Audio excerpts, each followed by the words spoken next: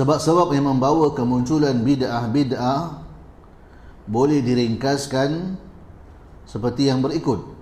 Yang pertama, al-jahlu bi ahkamiddin. Senang je nak jadi ahli bid'ah. Bid'ah ni muncul apabila adanya kejahilan terhadap agama. Tidak perlu mempelajari Al-Quran dan hadis, tidak perlu mempelajari tauhid dan kelompok-kelompok sesat. Senang lah. Bid'ah secara automatik akan menjadi bid'ah. Jahil, automatik bid'ah. Jahil dalam masa yang sama dia suka untuk beribadah dan mencintai agama, tetapi dia jahil, memang confirm secara automatik dia akan bid'ah. Tak mahu belajar tauhid, tak mahu belajar fiqh, tak mahu belajar hadis, automatik bid'ah. Akidah mereka ada kerosakan, bid'ah. Di dalam ibadah mereka ada bid'ah. Wattiba'il hawa, dan mengutamakan, mengikuti hawa nafsu. Apa makna hawa nafsu ni?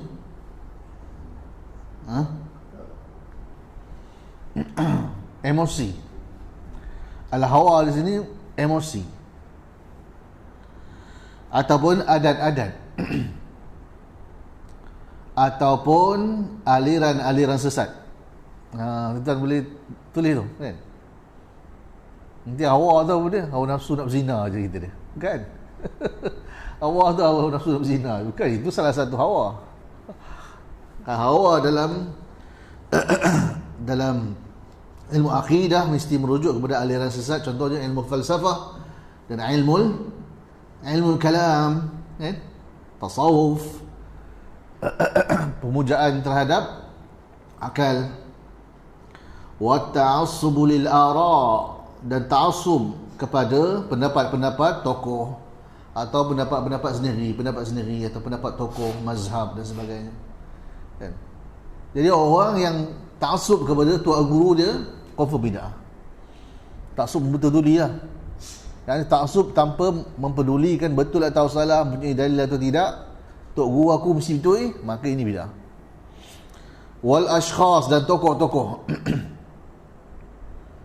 Tadi ta'assub kepada pendapat kan, ni ta'assub kepada tokoh, confirm bid'ah.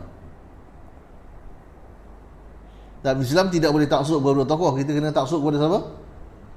Kepada Nabi sahaja, kan? Tidak boleh ta'assub kepada Imam Malik, Imam Syafi'i, Imam Ahmad bin Hanbal secara membuta tuli. Ta'assub kita hanyalah kepada Nabi SAW, walaupun kita mencintai imam-imam tadi.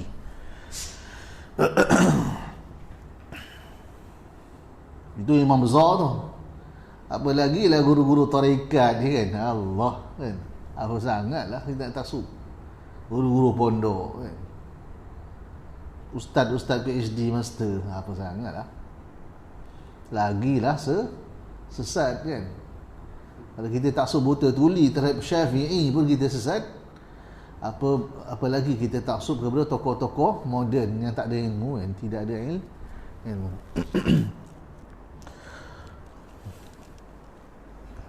Yang keempat, wa tashabbuhi bil kuffar, dan ingin sama dengan orang-orang kafir, ingin seiring dengan orang-orang kafir. Orang kafir celebrate apa ni, Christmas, kita nak celebrate Christmas, kita nak maulid juga, kan?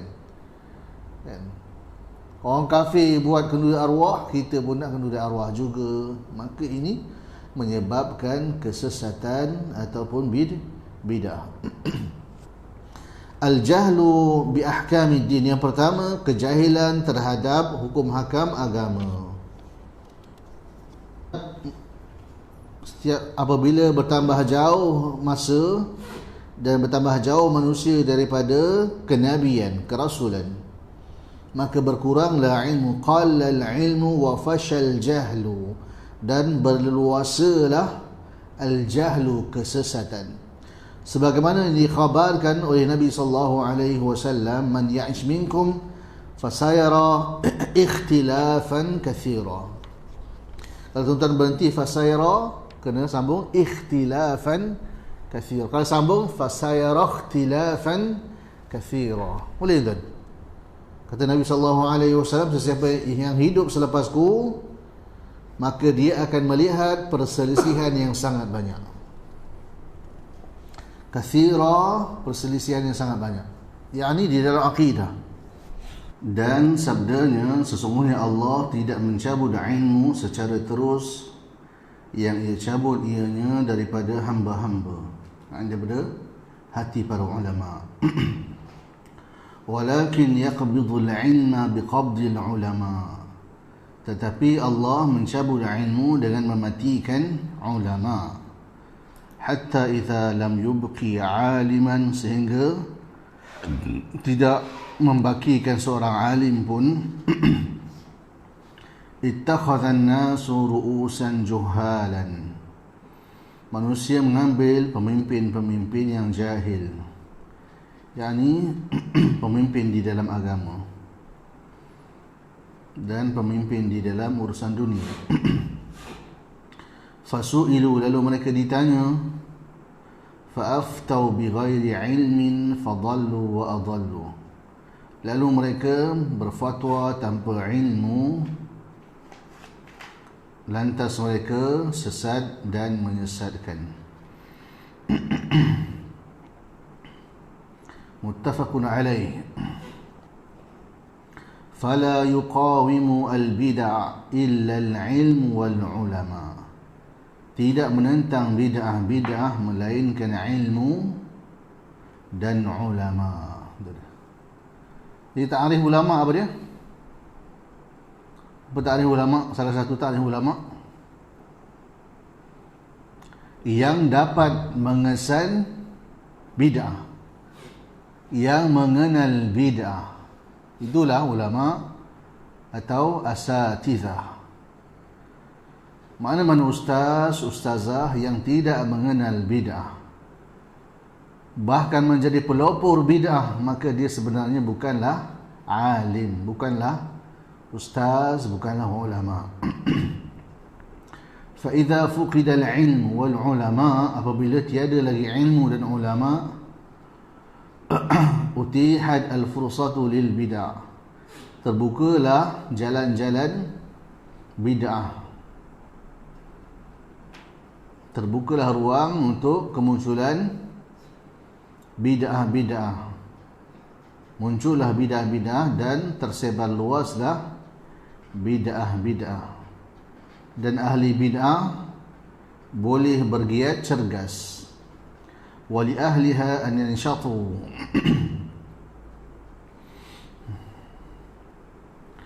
yang kedua ittiba'ul hawa.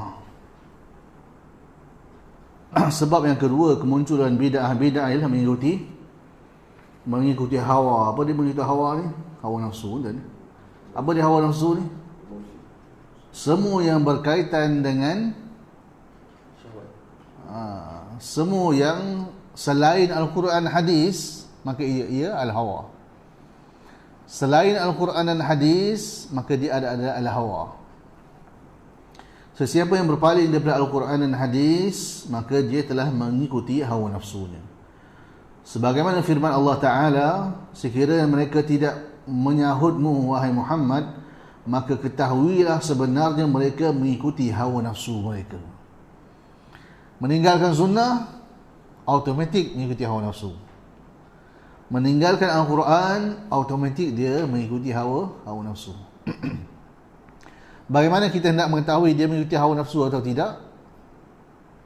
Dia berpaling daripada sunnah, dia tidak beramal dengan sunnah, automatik dia menyembah hawa nafsu. Wa man adallu mimman ittaba'a hudahu mimman ittaba'a hawahu bighairi hudan min Allah.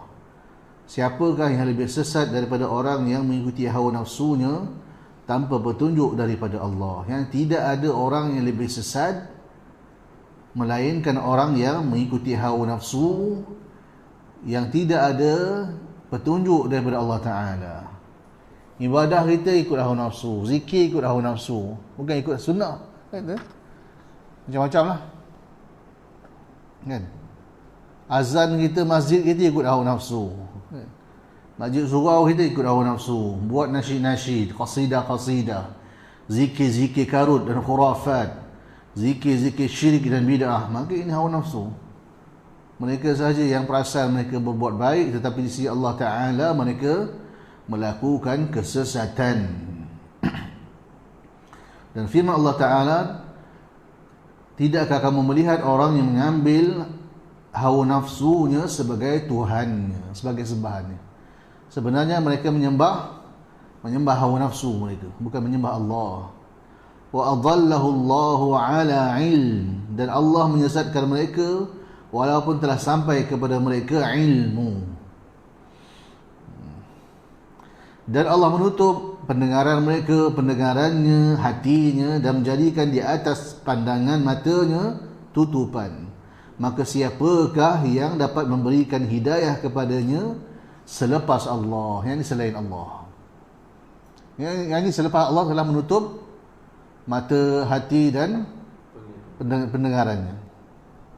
Ya, ayat ini berkaitan dengan dua golongan sekurang-kurangnya. Pertama, orang yang kafir, yang tersangat kafir, yang telah sampai kepada mereka hujjah, yang telah sampai kepada mereka dakwah. Yang kedua, ahli bid'ah. Ayat ini berkaitan dengan ahli bid'ah yang telah sampai kepadanya hujjah. Dalil telah sampai kepadanya hujjah ala ilmin. Ya, telah sampai kepadanya ilmu. Yang ini telah sampai kepadanya Al-Quran dan hadis, tetapi dia tetap berdegil dengan kekufurannya dan kesesatannya atau bid'ahnya. Jadi orang macam ni, kata Allah Ta'ala, sebenarnya mereka ini adalah orang-orang yang menyembah hawa nafsunya dan tidak ada lagi jalan untuk dia kembali kepada hidayah, kerana dia menolak hidayah setelah datangnya hidayah kepadanya. Wal bid'ah innama hiya nasijul hawa an muttaba', dan bid'ah itu hanyalah sebenarnya adalah nasij. Apa nasij? Tenunan. Dalam syair pada waqad nusijat akfanuhu wa huwa la yadri. Waqad nusijat akfanuhu wa huwa la yadri. Manusia ketawa bermain-main sedangkan telah ditenun kain kafannya dalam keadaan dia tidak menyedarinya. Anyaman. Tenunan atau anyaman hawa nafsu yang diikuti. Yang ketiga, at-ta'assub lil ara' war rijal, ta'assub kepada pendapat-pendapat tertentu, aliran-aliran tertentu atau teori-teori tertentu. Antara teori yang manusia ta'assub hari ni apa dia? Apa dia? Teori ilmu kalam, teori falsafah, teori apa lagi? Tasawuf, kan? Rationalism, materialism, kan? Warijal dan tokoh-tokoh. Ta'assub kepada tokoh-tokoh. Ta'assub kepada aliran-aliran, mazhab-mazhab dan tokoh-tokoh menghalang seseorang daripada mengikuti dalil. Kita wajib ta'assub kepada dalil, yakni dalil yang sahih. Apa dalil yang sahih? Al-Quran, hadis dan ijma'. Wa ma'rifatil haq, dan mengenal kebenaran. Jadi orang yang ta'assub telah buta mata dan hatinya daripada mengenal kebenaran. Firman Allah Ta'ala apabila dikatakan kepada mereka, ikutilah apa yang diturunkan oleh Allah, mereka berkata, bahkan kami mengikuti apa yang kami dapati bapa-bapa kami melakukannya. Maka kami mengikuti datuk nenek moyang kami, yang tokoh-tokoh yang mengamalkan adat-adat yang tertentu, walaupun bersalahan dengan syarak, kami tak peduli. Bahkan yang betul adalah apa yang dilakukan oleh orang dulu-dulu. Terus dengar, kita ikut je lah orang dulu-dulu, kata dia. Betul tak? Jiran anak mengatakan, kalau lain daripada tok nenek moyang kita tu, tak betul tu. Oh, ni tu kan. Umur dah 70 tahun dah, tapi belum faham tauhid lagi. Kalau kita tengok, kata dia, tak sama dengan tok nenek moyang kita, tak betul lah tu. Masya Allah. Orang macam ni macam mana nak kembali kepada akidah salaf kan? Kembali kepada sunnah. Dia dah ada akidah dah. Akidah dia apa dia? Datuk nenek moyang dia ada amalan nenek moyang dia. Masya Allah. Jadi berhala. Tanpa sedar dia telah mensyirikkan Allah Ta'ala. Ini bahaya kan. Macam mana nak tegur orang macam ni? Dah tua dah. 70, 80 kan. Dia tegur. Macam mana kata kedua arwah ni, banyak dalil yang mengharamkannya. Hadis, ijma' sahabat, ijma' 4 mazhab. Kan? Tok guru aku makan selamba je, okey je. Umur 14 tu malah macam-macam dia maki kat hamba-hamba kita. Kan? Macam-macam kafir lah, sesat lah, wahabi lah, macam-macam lah. Nah, Masya Allah. Kita bawa dalil, dia berhujah dengan Tok Guru dia. Tok Guru hang siapa? Standard ustaz pun tak boleh capai. Bahasa Arab pun tak lepas lagi. Kesian. Taksub wuta. Menolak hadis, ijma', berhujah dengan Tok Guru dia. Masya Allah. Kesian. Bila tengok dia dah macam orang gila tu, dah blok tu ya. Tak guna lah yang macam ni.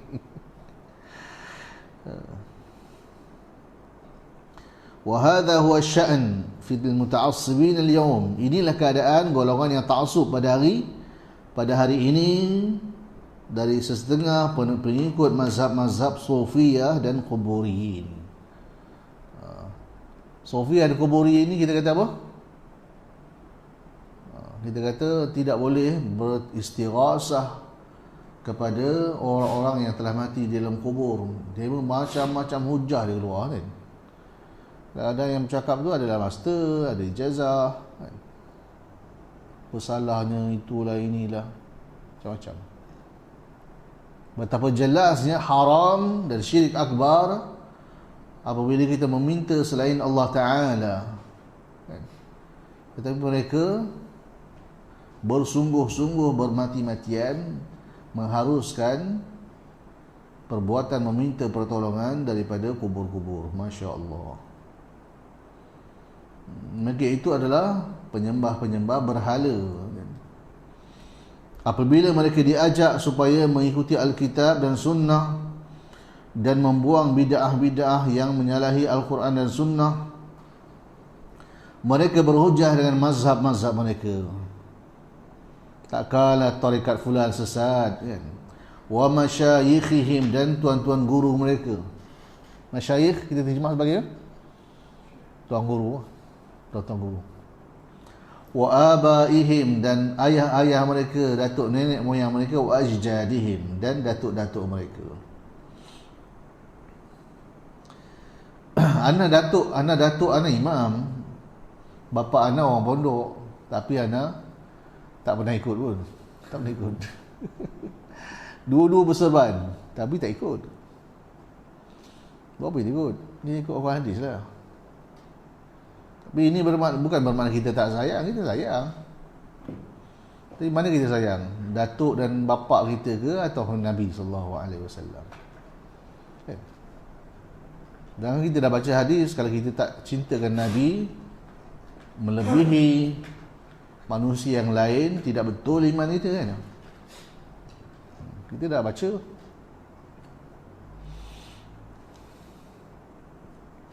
At-tashabbuhu bil kufar, dan punca bid'ah yang keempat ialah suka mengikuti kufar.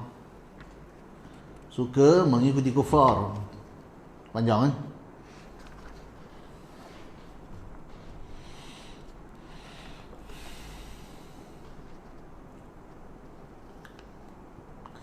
Dan mengikuti kufar ni, kata Syekh, adalah perkara yang paling dahsyat, termasuk perkara yang paling dahsyat yang menjerumuskan ke dalam bid'ah. Seperti hadis Abi Waqid Al-Laythi, dia berkata, kami telah keluar bersama Rasulullah SAW ke Hunain, dan kami masih baru masuk Islam, masih baru meninggalkan kekufuran dan Islam, dan masih baru Islam. Dan orang-orang musyrikin mempunyai pohon bidara yang mereka beriktikaf di bawahnya.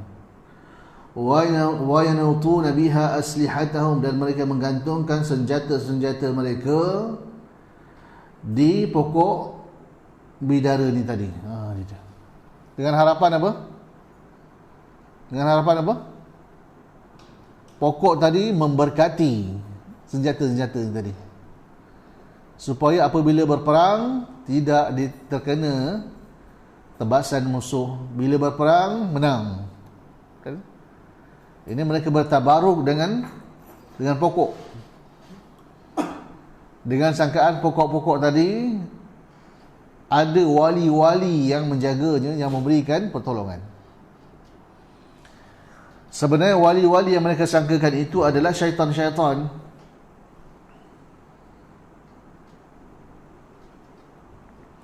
yang dinamakan Zatu Anwat, pokok yang mempunyai gantungan-gantungan. Zatu yang mempunyai, Anwat gantungan-gantungan. Jadi pokok yang mempunyai gantungan-gantungan. Lalu kami melintasi sepohon pokok bidara, satu pohon bidara, dan kami berkata, wahai Rasulullah, jadikanlah untuk kami Zatu Anwat sebagaimana mereka mempunyai Zatu Anwat. Ini tempat gantungan senjata. Lalu Nabi SAW bersabda, Allahu Akbar, innaha sunan. Ia adalah sunnah. Sunnah yang akan diikuti. Kamu telah mengatakan, demi Allah yang nyawaku di tangannya, sebagaimana berkata Banu Israel kepada Musa, ij'al lana ilahan kama lahum alihah. Jadikanlah untuk kami Tuhan sebagaimana mereka mempunyai Tuhan-Tuhan. Qala innakum qaumun tajhalun. Musa berkata, sesungguhnya kamu adalah kaum yang bodoh. Jadi orang yang meminta syirik dibuatkan untuknya, meminta berhala adalah orang yang bodoh di dalam Islam. Di sisi Allah, di sisi syarak, dia adalah orang yang bodoh. Jadi walaupun tidak ada sujud dan rukuk di situ, tetapi Nabi berkata, ij'al lana ilahan. Sama sahaja dengan Bani Israel yang mengatakan, jadikanlah untuk kami ilahan, Tuhan. Sebab apa Tuhan? Sebab adanya pergantungan terhadap pokok, harapan terhadap pokok, dan permintaan terhadap pokok tu. Maka pokok tu telah menjadi ilah. Ini sudah tentulah bersalahan dengan la ilaha illallah. Tiada sembahan yang benar melainkan Allah. Tiada tempat pergantungan yang sebenar melainkan Allah. Tiada tempat berdoa melainkan Allah. Bersalahan. Walaupun mereka mengatakan mereka tidak mengatakan kami nak dapat barakat kan, tapi hanya untuk lawan orang kafir. Kami sama tapi nak lawan orang kafir. Macam mana orang Melayu yang nak lawan kafir, kita mesti masuk demokrasi juga. Itu satu persoalan. Anda tak kafir lah kan? Itu satu persoalan. Dia cakap takfiriyun lah, khawarij lah. Itu persoalan. Nabi SAW bersabda, la tarkamunna sanana man qablakum. Kamu akan mengikuti jalan-jalan orang-orang sebelum kamu. Hadis riwayat Ahmad dan Tirmizi. Ini dia. Meminta pokok dikatakan sebagai mengambil ilah, mengambil sembahan selain Allah Ta'ala. Bahaya kan? Jadi ini menunjukkan bahawa bukanlah mengambil Tuhan selain Allah Ta'ala dengan sujud dan rukuk kepada selain Allah Ta'ala. Tidak semestinya. Dia mengharapkan barakat daripada pokok-pokok tertentu, tokoh-tokoh tertentu, maka ini termasuk syirik. Di dalam hadis ini ada pengajaran bahawa tasyabbuh bil kuffar, ingin sama dengan orang-orang kafir yang menjadikan Bani Israel menuntut tuntutan yang hodoh ini, supaya Musa menjadikan untuk mereka Tuhan-Tuhan yang mereka sembah. Dan ini juga yang menyebabkan beberapa sahabat Muhammad sallallahu alaihi wasallam meminta baginda agar menjadikan untuk baginda sepohon pokok yang mereka bertabaruk dengannya, meminta barakah dengannya ataupun daripadanya daripada selain Allah. Jadi kita meminta barakah daripada Allah. Kita meminta barakah daripada Allah, bukan daripada Habib, bukan daripada ustaz. Kita memohon syafaat bukan daripada Nabi, bukan daripada ustaz, bukan daripada tok guru, bukan daripada hatta Nabi Muhammad. Kita tidak boleh meminta syafaat daripada Nabi Muhammad, melainkan di akhirat, kan? Melainkan di akhirat, setelah diizinkan oleh Allah Ta'ala. Ini kita faham. Tapi orang Melayu hari ini sampai menyanyikan nasyid, Ishfa'lana ya Rasulullah, kan? Berilah kami syafaat wahai Rasulullah, sambutlah tangan kami wahai Rasulullah. Ini termasuk syirik. Ini termasuk syirik. Kita ingin meminta, syarat dia apa dia? Orang yang kita minta tu masih hidup. Yang kedua, berada di hadapan mata kita. Yang ketiga, dia mampu.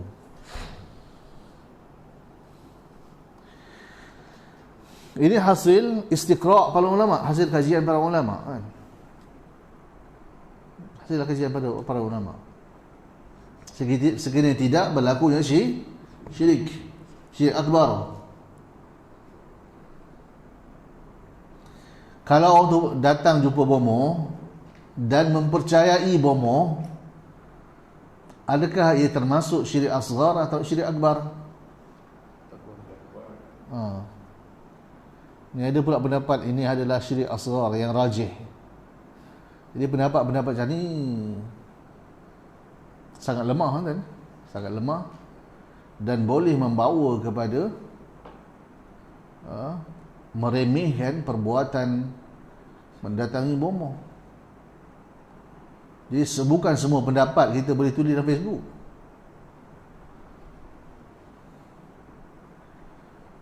Nanti orang jahil buat apa? Oh, ustaz kata syirik asghar dia, kalau percaya bomoh syirik asghar, bolehlah kita jumpa bomoh. Betul kan? Memanglah ada seorang dua ulama kata percaya kepada bomoh pun bukan syirik akbar, syirik asghar. Tapi ini pendapat yang lemah, kan? Dia macam memakai tangkal dengan ayat Quran tu memang khilaf sahabat-sahabat Nabi. Khilaf di dalam kalam sahabat.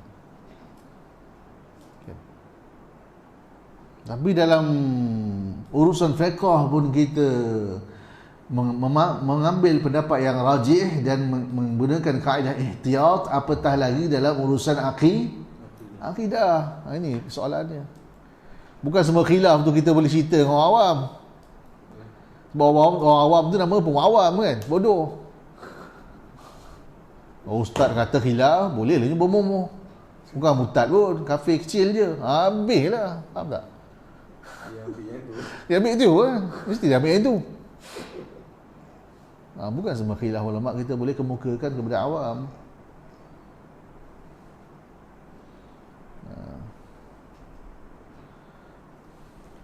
Maksudnya tidak dikira menyembunyikan ilmu lah bila kita hanya bagi dapat yang kuat je.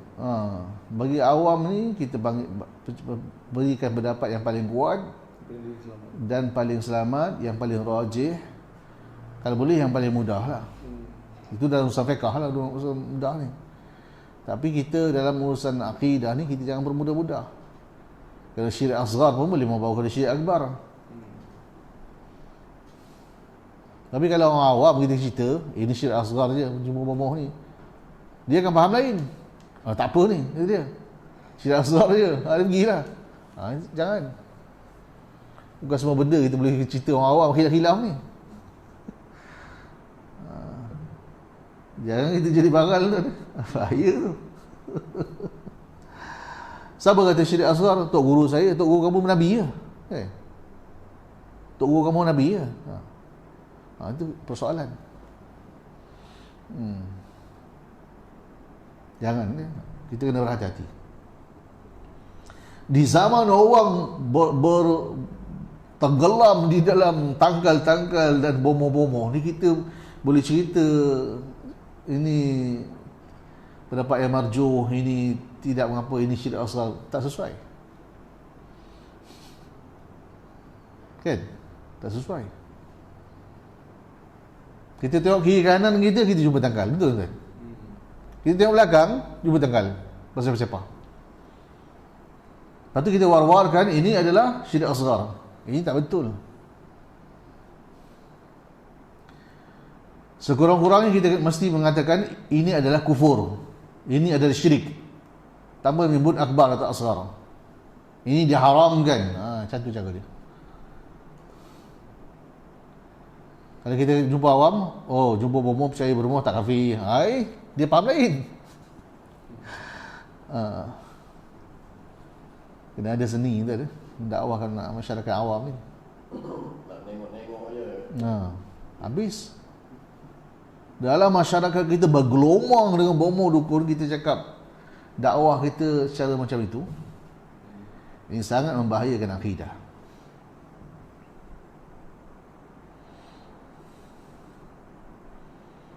Kita pula mempromosikan syirik.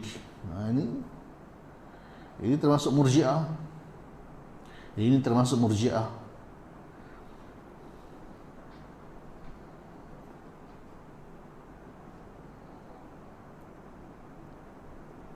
Mana tadi?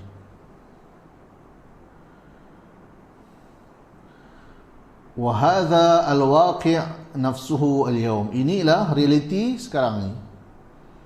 Fa inna ghaliban nas minal muslimin qalladul kuffar. Kebanyakan manusia dari kalangan muslimin yang menamakan diri mereka muslimin mengikuti orang-orang kafir di dalam menciptakan bid'ah-bid'ah, di dalam mengamalkan bid'ah-bid'ah dan syirkiyat. Perkara-perkara syirik, ka'ayadil mawalid, seperti perayaan-perayaan maulid. Sekarang ni dah ada teruk dah kan? Maulid mingguan, maulid setiap malam, maulid bulanan. Masya Allah. Masya Allah. Sebelum ni maulid tahunan je.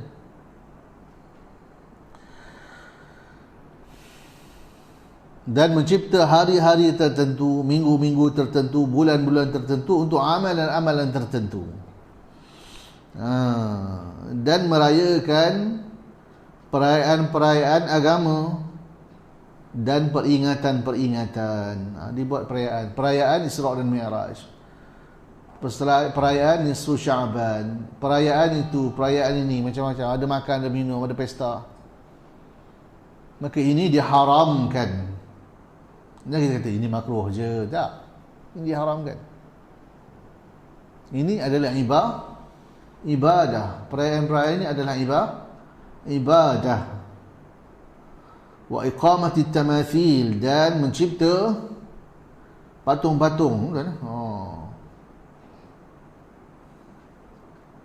Kat mana ada patung-patung? Tiga negara. Nak ingat kan perjuangan komunis, penentang komunis. Tapi tugu dia orang putih. Ya. Kat mana lagi berhala-berhala? Berhala-berhala ni diletakkan di muzium-muzium. Betul kan? Ada patung-patung kan?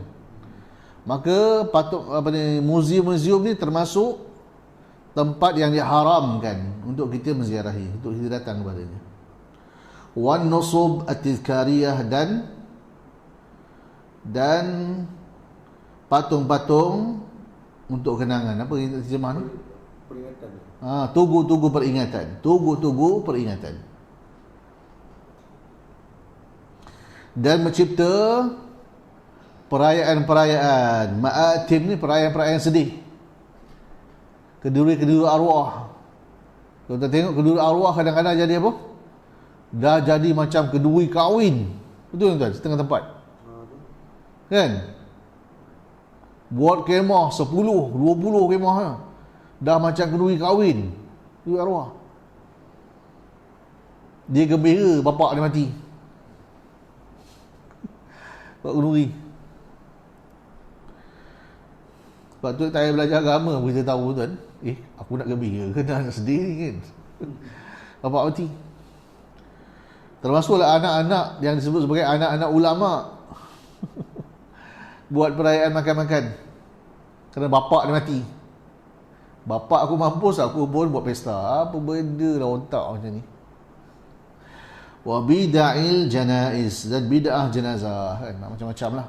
Cara sembahyang yang salah, upacara pengiringan jenazah yang salah kan. Wal bina' 'alal qubur, dan mencipta bangunan yang tinggi di atas kubur. Wa ghairi dzalik, dan lain-lain lagi.